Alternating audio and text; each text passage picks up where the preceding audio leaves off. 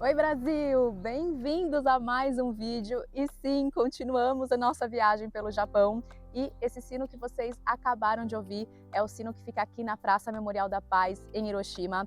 Vocês sabem que eu gosto muito de estudar sobre a Segunda Guerra e já que eu estou no Japão, eu não poderia deixar de vir aqui a Hiroshima. Se você é novo no canal, tá chegando por aqui agora, aproveita, se inscreve, não esquece de ativar o sininho para ficar sabendo assim que sair um vídeo novo. Já quiser me deixar um like, eu agradeço bastante e eu vou deixar o link dos livros que eu vou indicar aqui para vocês na descrição do vídeo e também vou deixar o vídeo da minha primeira dica de livro, que foi na cidade de Kyoto. Vai estar na descrição do vídeo, eu vou colocar aqui em cima para vocês também. E assim, gente, eu quero falar para vocês que eu tô numa cidade linda, moderna, próspera, é uma cidade incrível e sim, Hiroshima realmente é tudo isso, mas a gente não tem como falar de Hiroshima sem falar do passado dela, do triste passado dessa cidade. Aqui atrás tem a Duomo, cartão postal de Hiroshima e testemunha do que aconteceu aqui no dia 6 de agosto de 1945, às 8h15 da manhã. Foi aqui em Hiroshima que foi lançada a primeira bomba atômica pelo exército americano, matando 140 mil pessoas até o final de 1945. 3 dias depois, foi a vez de Nagasaki. E além de milhares de mortos, as bombas atômicas também deixaram milhares de feridos, ou os hibakushas, como eles chamam, os sobreviventes da bomba atômica. Pessoas que sofreram queimaduras, sofreram os efeitos da radiação, desenvolveram doenças sérias como o câncer e que lutaram, e muitos ainda lutam, para manter a saúde durante toda a vida. E o primeiro livro que eu tenho para indicar para vocês é o Hiroshima, do John Hersey, publicado no Brasil pela Companhia das Letras, com tradução de Edelgard Feist. E na verdade, gente, ele é a primeira grande reportagem sobre Hiroshima que foi publicada no mundo. Ela foi publicada em 1946 em um especial da revista The New Yorker, inteirinha dedicada a essa reportagem. E ele reconstitui o dia da explosão a partir do depoimento de 6 sobreviventes. Capítulo 1. Um clarão silencioso. No dia 6 de agosto de 1945, precisamente às 8h15 da manhã, hora do Japão, quando a bomba atômica explodiu sobre Hiroshima, a senhorita Toshiko Sasaki, funcionária da fundição de estanho do leste da Ásia, acabava de sentar-se à sua mesa, no departamento de pessoal da fábrica, e voltava a cabeça para falar com sua colega da escrivaninha ao lado. Nesse exato momento, o Dr. Masakazu Fuji se acomodava para ler o Asahi de Osaka no terraço do seu hospital particular, suspenso sobre um dos 7 rios délticos que cortam Hiroshima. A senhora Yatsuyo Nakamura, viúva de um alfaiate, observava da janela de sua cozinha a demolição da casa vizinha, situada no local que a defesa aérea reservava as faixas de contenção de incêndios. O padre Wilhelm Kleinsorge, jesuíta alemão, lia a revista da Companhia de Jesus, deitado num catre, no terceiro e último andar de sua casa da Missão de Ordem. Perufumi Sasaki, jovem cirurgião, caminhava por um dos corredores do grande e moderno Hospital da Cruz Vermelha local, levando uma amostra de sangue para realizar um teste. O reverendo Kiyoshi Tanimoto, pastor da Igreja Metodista de Hiroshima, parava na porta de um ricaço de Koi, bairro do oeste da cidade, para descarregar um carrinho de mão cheio de coisas que resolvera transferir para ali por temer o maciço ataque dos B-29 que a população aguardava.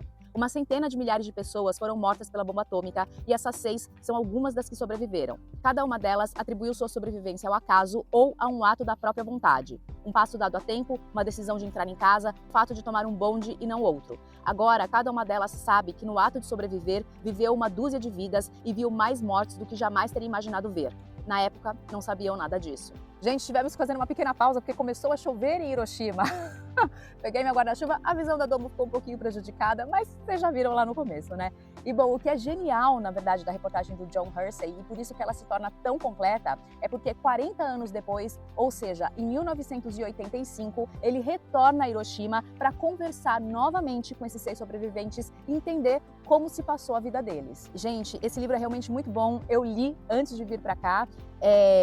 Ele tem, apesar de ser um livro reportagem, a literatura, a forma como ele escreve o livro é muito gostosa de ler, é um livro que te prende, é um livro que te instiga, e eu fiquei assim muito tocada com tudo que eu li aqui, porque a gente lê muitas coisas, né, vê muitas coisas sobre a questão das bombas atômicas, mas quando você lê os relatos dos sobreviventes, o que aquelas pessoas passaram naqueles dias, né, principalmente nas horas depois do lançamento da bomba, é algo que é inimaginável, gente. Eu fico pensando nas coisas que eu li e aí, por exemplo, eu olho para esse rio e eu sei que muitas pessoas, porque a cidade foi tomada pelo fogo, né? As pessoas entravam no rio para tentar fugir do fogo e também para aliviar as queimaduras. Porém, a água é salgada, não são rios de água 100% doce aqui em Hiroshima. Então essas pessoas já queimadas cozinhavam dentro dessa água, porque essa água era salgada, a água também esquentou, né? Se a gente for pensar que aqui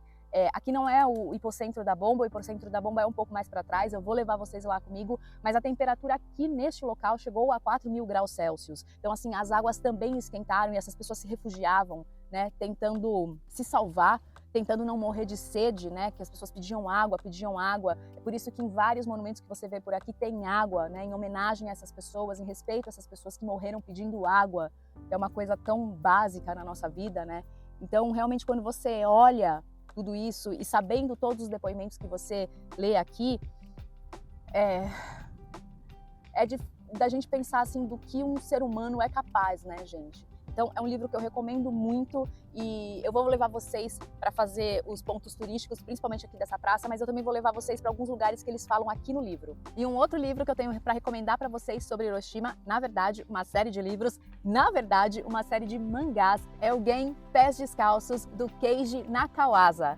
Gente, esse livro aqui, sem dúvida alguma, é um dos livros mais importantes sobre a história de Hiroshima, sobre a história da bomba atômica. E assim, todo lugar que a gente vai aqui, eles sempre falam desse livro. Esse livro existe em todos os lugares aqui, é uma referência muito importante, é realmente uma grande obra sobre o que foi o lançamento dessa bomba atômica e as consequências dela na vida das pessoas. E o Keiji Nakawasa é de Hiroshima, ele nasceu aqui em 1939, estava na cidade no lançamento da bomba, ele perdeu a família inteira, com exceção da mãe. Em 61, ele se mudou para Tóquio e começou a trabalhar como quadrinista, né, autor de histórias em quadrinhos. E em 66, após a morte da mãe dele, ele começou a criar histórias em quadrinhos, começou a criar mangás com referências autobiográficas sobre o que tinha sido a vida dele e principalmente toda a questão da bomba atômica. E ele foi lançado em 1972 e acabou se tornando, gente, uma obra muito importante, porque até 72, no mundo e até mesmo no Japão, as pessoas não tinham muita ideia do que realmente tinha acontecido aqui em Hiroshima, consequentemente em Nagasaki também, o que realmente tinha sido essa bomba atômica e o que tinha acontecido na vida dos hibakushas, né, os sobreviventes da bomba atômica. Porque o que acontece? Com a ocupação americana, o governo japonês também errou em toda essa questão, mas principalmente com a ocupação americana no pós-Segunda Guerra, esses sobreviventes foram proibidos de falar o que tinha acontecido com eles. Falar sobre os efeitos da bomba atômica nas pessoas, a radiação, como as pessoas morriam, a perda de cabelos, enfim, todas as questões, né, a leucemia, todo tipo de câncer envolvido com a radiação, foi terminantemente proibido de se falar sobre tudo isso. Então, era algo que não saía na imprensa. Esses sobreviventes viviam à margem da sociedade, sofriam muito preconceito, eles não conseguiam, por exemplo, arrumar emprego, porque as pessoas achavam que a saúde deles era debilitada, eram pessoas que não conseguiam se relacionar amorosamente, porque as pessoas achavam que não seriam pessoas boas para terem filhos, para procriarem, então eram pessoas que não conseguiam se relacionar, não conseguiam se casar, eram pessoas que realmente sofriam todo tipo de preconceito. E o Keiji realmente traz essa denúncia. Aqui, através da história da família Nakaoka, ele vai contar um pouco pra gente o que essas pessoas passaram antes, durante e depois dos ataques da bomba de Hiroshima. Gen, o nosso protagonista, é um dos integrantes da família Nakaoka e ele vai perder o pai, a irmã e o irmão no lançamento da bomba. A série original são 10 volumes, gente. Eu tenho 3 e no primeiro volume a ênfase é a vida deles antes do lançamento da bomba e que já era uma vida muito difícil, uma vida com muita fome, com muita restrição, que já mostra todo o sofrimento que os japoneses estavam sofrendo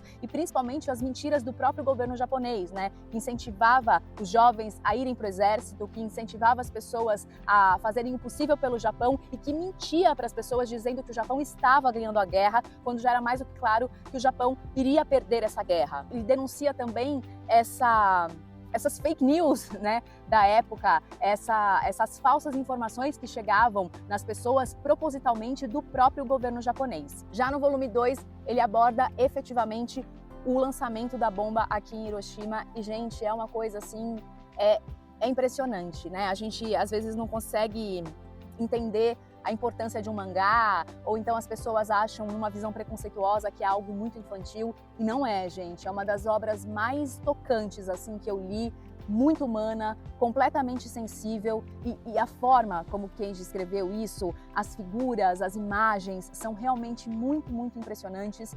Ele conta sobre coisas que, tem algumas que eu até vou pesquisar, porque não tive tempo de pesquisar para saber se é verdade, mas são coisas assim escabrosas que aconteciam com essas pessoas e que essas pessoas faziam na tentativa de sobreviver. E muito do que tem aqui vai de encontro com os relatos dos 6 sobreviventes do outro livro, do Hiroshima, né? Então, são pessoas que passaram por coisas muito parecidas, lugares comuns, infelizmente, que essas pessoas se encontravam. E o terceiro volume já é focado no pós-bomba, né? Quando o Gen e a mãe tentam retomar a vida, recomeçar, entender o que é que eles vão fazer, como eles vão sobreviver e como vai ser a vida deles daqui para frente. E Gen Pés Descalços é publicado no Brasil pela editora Conrad, com tradução de Drik Sada. E, gente, é uma obra realmente muito maravilhosa, vendeu milhões de cópias pelo mundo, acho que já bateu 5, 6 milhões, alguma coisa assim. Foi adaptado para cinemas, séries, tem diversas obras audiovisuais que são baseadas em Gen Pés Descalços, e eu tenho certeza que vocês vão adorar. Pelo amor de Deus.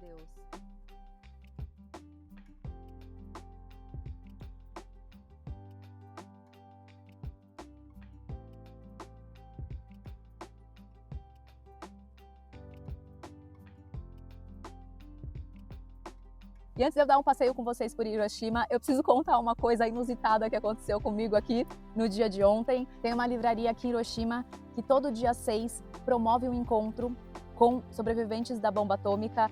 E, gente, eu descobri isso muito por acaso, pesquisando para vir para cá. E eu já tinha tudo fechado da viagem, já estava com o hotel reservado, os outros dias das outras cidades reservadas. Foi por uma grande coincidência, ou um presente de Deus, eu estar num dia 6 aqui em Hiroshima, e eu fui até essa livraria, fui até esse encontro, que foi muito emocionante, uma oportunidade única.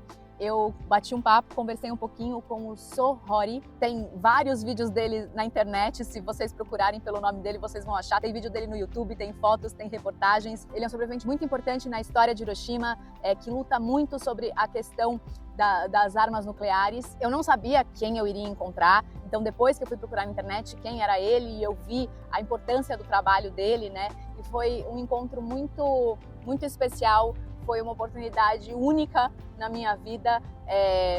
Enfim, eu fiquei muito emocionada e agradeço a Deus e o universo pela oportunidade, porque são pessoas que são a história viva, né, gente? Então, a gente precisa falar sobre essas pessoas precisam ter espaço, e principalmente a gente precisa ouvir a denúncia que essas pessoas têm para fazer, né?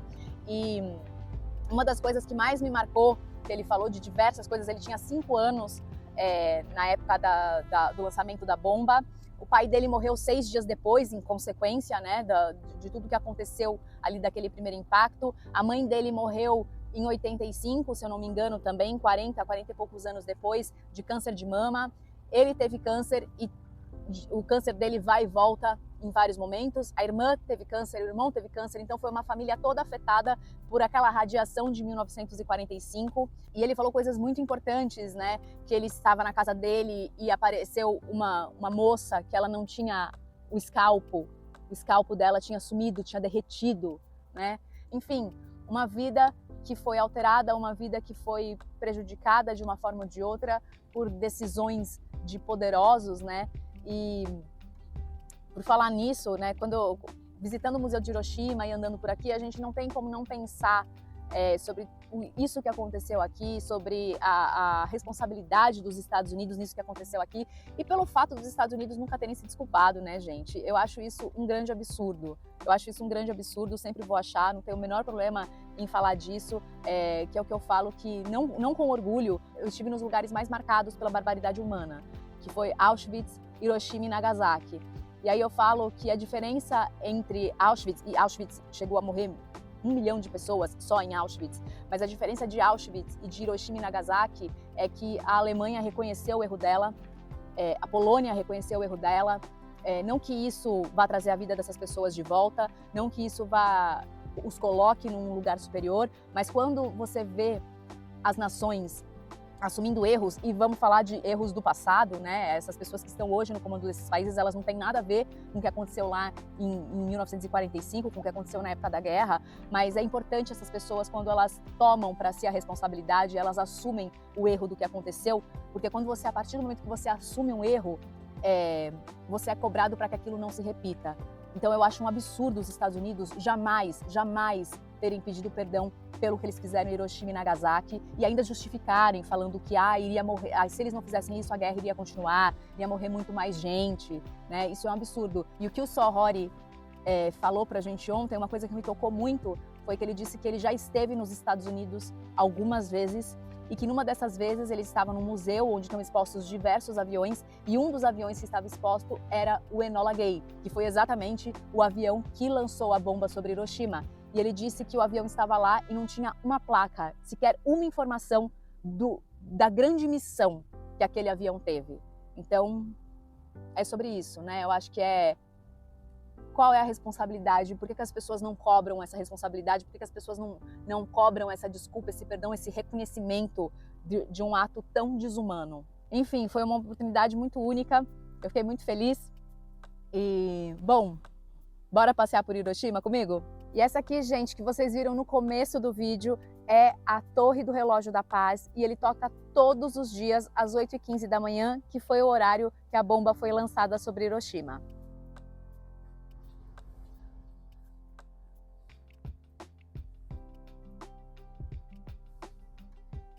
E esse aqui é o Sino da Paz, ele foi colocado aqui no parque em 1964, para que as pessoas venham até aqui, toquem o sino e esse som reverbere pelo parque como uma forma de pedir paz pelo mundo e também o fim do uso de armas nucleares.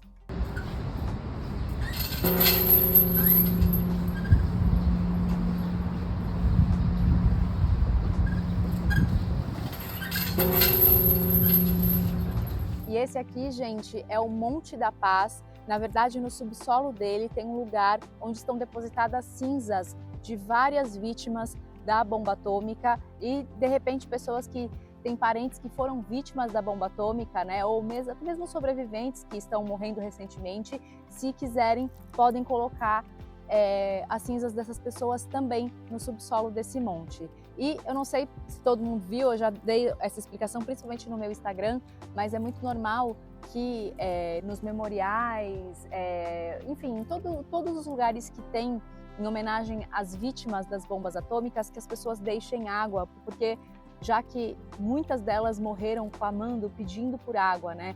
Então eu também tenho uma garrafinha de água aqui, eu vou deixar ali, lá já tem 2 garrafas de água e eu vou lá colocar a minha.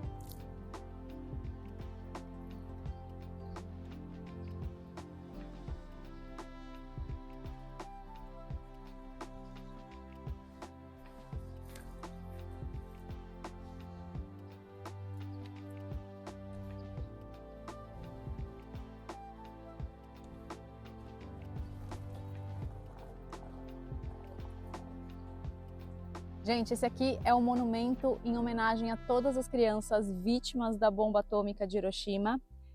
Lá em cima tem uma menina segurando um tsuru. Ela é uma homenagem a Sadako Sasaki, uma menina que acabou virando um símbolo dessas crianças de Hiroshima. Ela tinha 2 anos quando a bomba foi lançada na cidade e com 12 anos, ou seja, 10 anos depois, ela desenvolveu uma leucemia bem severa. E ela tinha muita vontade de se curar e ela achava que se ela conseguisse dobrar 1000 tsurus, ela seria curada. Ela conseguiu dobrar os 1000 tsurus, ela realizou esse feito, mas infelizmente ela morreu. Então a Sadako acabou virando um grande símbolo mesmo dessas crianças vítimas da bomba atômica. Esse monumento foi colocado aqui em 1958 e diversas instituições, diversas escolas do mundo inteiro doaram dinheiro para que ele pudesse ser feito. E atrás deles a gente vê essas cabines e tem milhões de tsurus lá dentro, porque pessoas do mundo inteiro mandam seus tsurus aqui em uma homenagem a essas crianças, em uma homenagem à história da Sadako. E aqui dentro, gente, tem um sino também em formatinho de tsuru.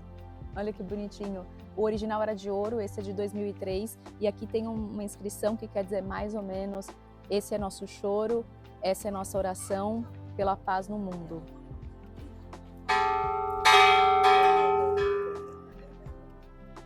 Gente, aqui do lado do monumento em homenagem às crianças tem um roseral, vamos dizer assim, uma plantação de rosas, que são rosas doadas para Hiroshima também, né? Tem essa coisa de que a fumaça que a bomba produziu, né? A gente chama mais de cogumelo, né? Mas as pessoas dizem que parecia uma rosa, então por isso as rosas de Hiroshima, né? Tem toda essa referência e são rosas maravilhosas, tem um cheiro incrível aqui, gente. Toda vez que eu passei aqui eu senti um cheiro maravilhoso, são rosas lindíssimas, doadas do mundo inteiro. E eu achei uma aqui, vem comigo que eu vou mostrar para vocês.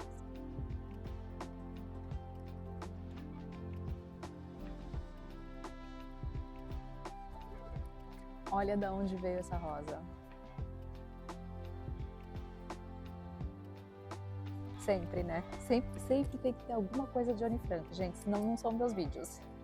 E essa aqui, gente, é a Chama da Paz. Ela foi acesa em 1964 e ela só vai ser apagada quando não houver mais ameaças de armas nucleares no mundo. Será que a gente vai chamar de fogo eterno? Não sei. Por falar nisso, mostrei para vocês o vídeo, né, do Monte Misen, lá na ilha de Miyajima, e foi aquela chama que foi acesa em 1220, foi uma parte daquela chama que acendeu essa pira aqui no Parque Memorial da Paz. E, gente, tem alguma coisa nessa praça, eu não sei se é porque é plano, arquitetura, me lembra Brasília. Esse lugar aqui me lembra Brasília. E eu acho que porque a arquitetura da praça tem uma coisa de Oscar Niemeyer, sabe? Tem um temperinho de Oscar Niemeyer. Então eu olho para isso aqui e me lembra Brasília. O primeiro dia que eu vim aqui, que eu vim à noite, eu tive essa mesma sensação. E inclusive, não queria falar, mas a noite é mais bonito, viu, gente? À noite, realmente, essa praça fica muito mais bonita. E a praça começou a praça, na verdade, o parque, né? Ele ficou pronto em 1950 e o museu foi inaugurado em 1955. Eu já vou lá para mostrar para vocês. E, aliás, a gente vai passear por esse museu também. Olha isso, gente. Concreto, curvas, plano. Brasília, amor. Brasília isso aqui. Foi Niemeyer que fez isso aqui. E esse aqui, gente, é o Cenotáfio da Paz. Lá dentro, naquela urna, estão os nomes de todas as pessoas que morreram vítimas da bomba atômica. E se vocês repararem, ele está bem alinhado com a Chama da Paz e a do Omo. E na inscrição da urna diz: descansar em paz, pois esse erro jamais se repetirá. Será? E bom, gente, eu estou aqui na praça, na frente do Museu de Hiroshima. Esse museu foi inaugurado em 1955. Ele é um dos museus mais importantes do mundo, não preciso nem falar porquê, né? E essa praça aqui, gente, é muito bonita. Vai ter uma reunião dos G7 em Hiroshima, então ela está toda enfeitada com flores. Como eu disse, é uma cidade que tem um passado muito triste, mas o presente dela é muito alegre, assim. Ela é uma cidade muito florida, muito arborizada, muito para cima, sabe? Ela não é uma cidade triste. E essa fonte que está atrás de mim, ela chama Fonte das Orações. Ela foi doada em 1964 pelo Banco de Hiroshima, exatamente em homenagem às pessoas que morreram pedindo por água. E eu achei essa imagem muito forte, essa imagem dessa mãe com as duas crianças, e ainda mais quando a gente pensa que tem toda essa água atrás dela, né? Acho muito simbólico.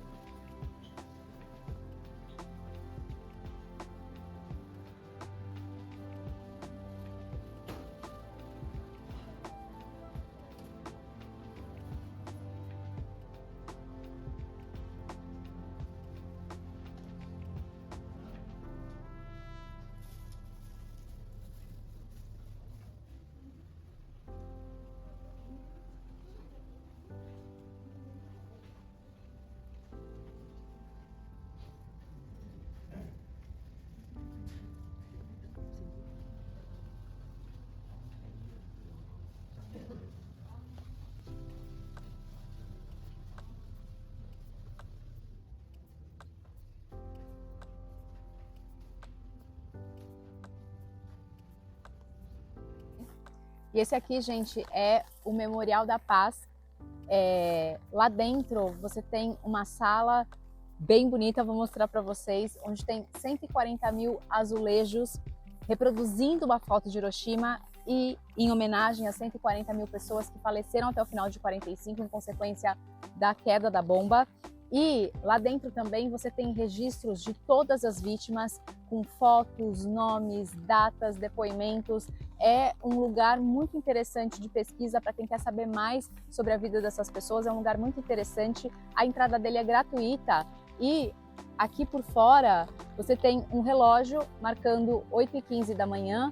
A água, né, o símbolo da oração dessas pessoas, e todas essas pedras e objetos que vocês veem aqui, eu vou ver até se eu vou no outro canto que eu consigo mostrar melhor, tudo isso foi encontrado em escavações enquanto eles reconstruíam a praça, então eles resolveram deixar aqui mesmo outros tipos de memória da bomba, né? Porque isso aqui ficou dessa forma por conta do acontecido.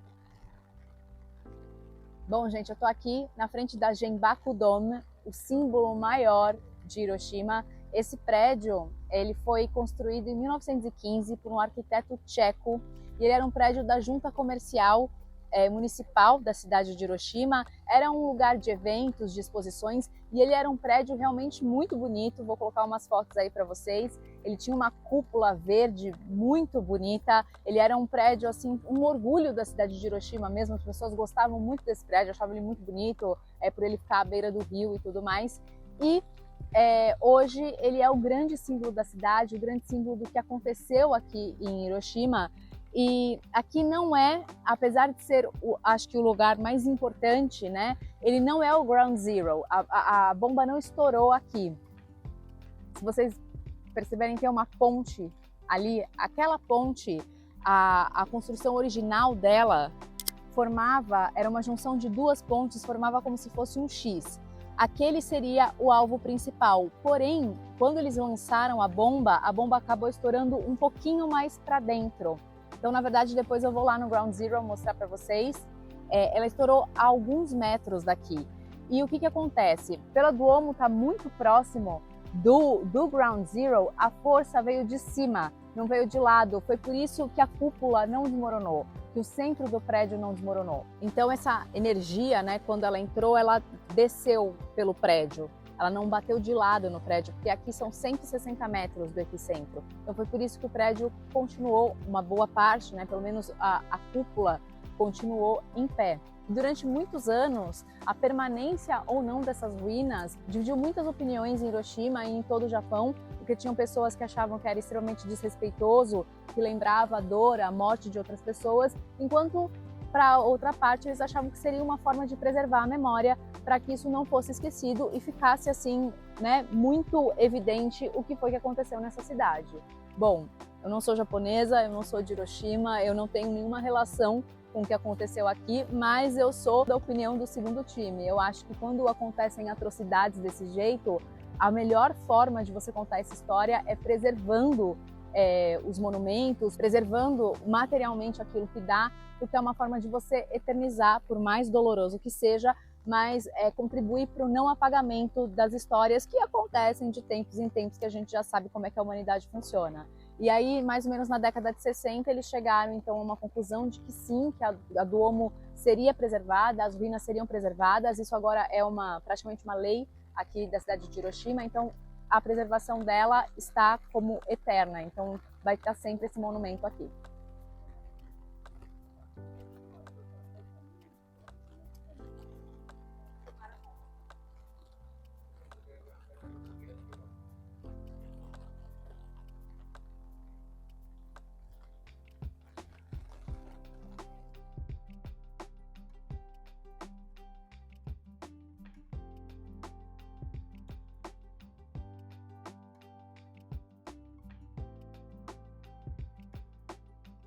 E o Ground Zero é bem aqui, gente. Tem uma placa ali. Eu acho até estranho que não tenha nenhum monumento, nada assim. Esse prédio é um prédio de saúde, não sei se é exatamente um hospital, uma clínica, algo do tipo, mas a única coisa que tem que informa que é o Ground Zero é uma placa.